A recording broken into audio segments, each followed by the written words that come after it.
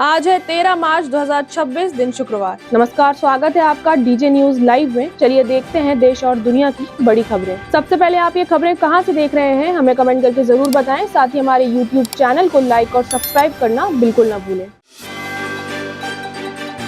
PM Modi ने कहा कि कुछ लोग जानबूझकर एलपीजी को लेकर डर फैला रहे हैं ताकि कालाबाजारी कर सकें। उन्होंने चेतावनी दी कि ऐसे लोगों के खिलाफ कड़ी कार्रवाई की जाएगी और आम जनता को किसी तरीके की परेशानी नहीं होने दी जाएगी। पीएम ने याद दिलाया कि देश ऊर्जा के अलग अलग स्रोतों को बढ़ावा दे रहा है और एलपीजी कनेक्शन अब 33 करोड़ से ज्यादा, जबकि पहले सिर्फ 4 करोड़ थे।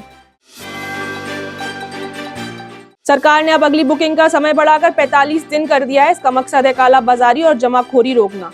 6 मार्च से बुकिंग नियम लगातार बदल गए हैं। पहले 21 दिन, फिर 25 दिन और अब 45 दिन।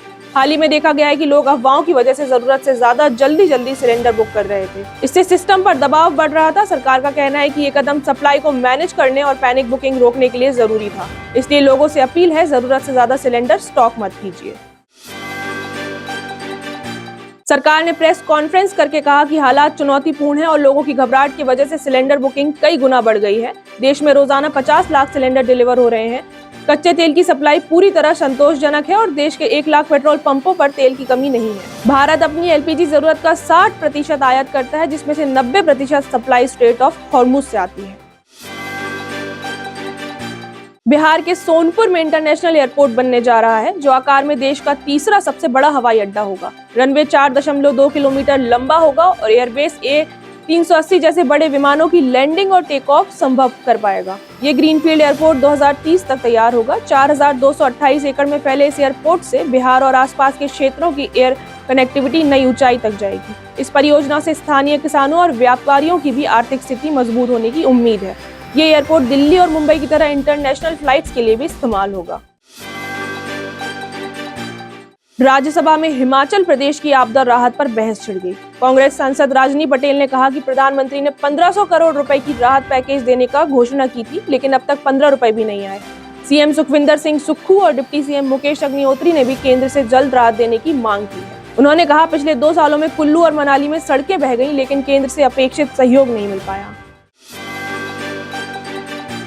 राजस्थान में एक 9 साल का बच्चा धीरे धीरे पत्थर बनता जा रहा है। दरअसल बच्चा स्टोनमैन सिंड्रोम यानी FOP नामक दुर्लभ बीमारी से पीड़ित है। इस दुर्लभ बीमारी में शरीर का रिपेयर सिस्टम ही दुश्मन बन जाता है। चोट लगने पर मांसपेशियां और लिगामेंट की जगह नई हड्डियां बनने लगती हैं। डॉक्टरों ने बताया कि ये बीमारी तेजी से बढ़ती है और सर्जरी या बायोप्सी करने से और तेज हो जाती है।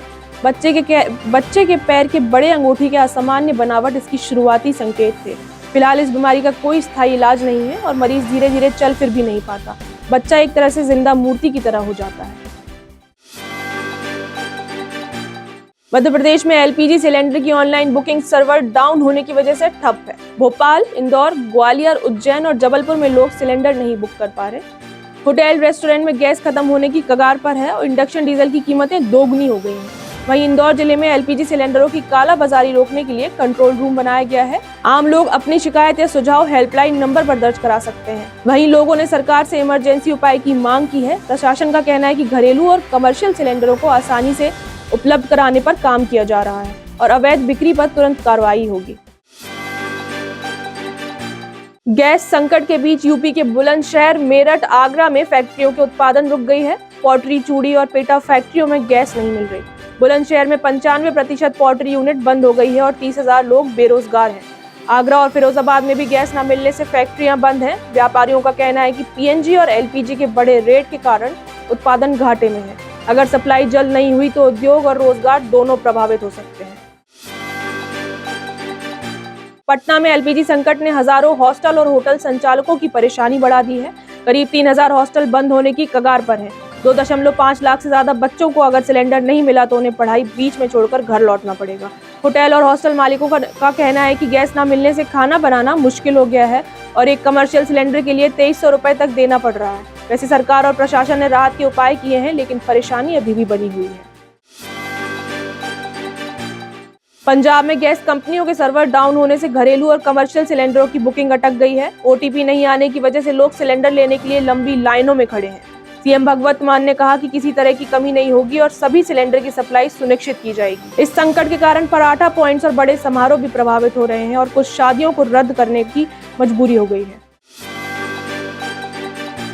हिमाचल प्रदेश के पर्यटन उद्योग पर अमेरिका, इजराइल, ईरान युद्ध का असर दिखने लगा है। होटल और रेस्टोरेंट में एलपीजी की भारी कमी के चलते 50% एडवांस बुकिंग कैंसिल हो चुकी है। होटल मालिक ने लकड़ी और इंडक्शन पर खाना बनाना शुरू कर दिया है। लंबे समय में पकने वाले पकवान फिलहाल बंद है और हल्के भोजन को मेन्यू में शामिल किया गया है। अगर तनाव जारी रहा तो गर्मियों में पर्यटन उद्योग को बड़ा झटका लग सकता है। राजस्थान के जैसलमेर से अहमदाबाद जा रही एक प्राइवेट ट्रैवल बस के साथ भयानक हादसा हुआ। बस के एसी में शॉर्ट सर्किट की वजह से आग लग गई। जब 16 यात्री गहरी नींद में थे तो आग ने बस को अपनी चपेट में ले लिया। यात्रियों ने खिड़कियों से कूदकर अपनी जान बचाई, लेकिन एक यात्री गंभीर रूप से झुलस गया और उसे पालनपुर रेफर किया गया है। आग इतनी भीषण थी कि सारा सामान, कीमती दस्तावेज और मोबाइल जलकर राख हो गए। बस मालिक ने कहा कि टीम मौके पर पहुंची और यात्री एवं परिजनों से संपर्क किया। उत्तराखंड के धारी देवी, बद्रीनाथ और केदारनाथ मंदिरों में मोबाइल फोन और कैमरा पर बैन लगा दिया गया है। श्रद्धालुओं को प्रवेश से पहले अपने डिवाइसेस जमा करने होंगे। केदारनाथ धाम के कपाट इस साल 22 अप्रैल को खुलेंगे। इसके अलावा गैर हिंदुओं के प्रवेश पर रोक और वन वे व्यवस्था लागू की जाएगी। मंदिर समितियां पवित्रता और अनुशासन बनाए रखने के लिए इन कदमों को उठा रही है।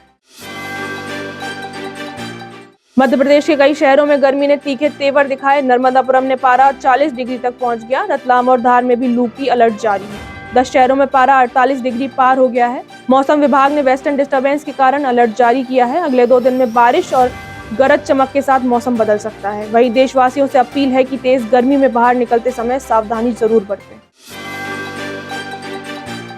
तो ये थी आज की फटाफट बड़ी खबरें। अगर आपको ये न्यूज़ पसंद आई है तो वीडियो को लाइक, शेयर और सब्सक्राइब जरूर करें और बेल आइकन को प्रेस करना बिल्कुल ना भूलें। धन्यवाद।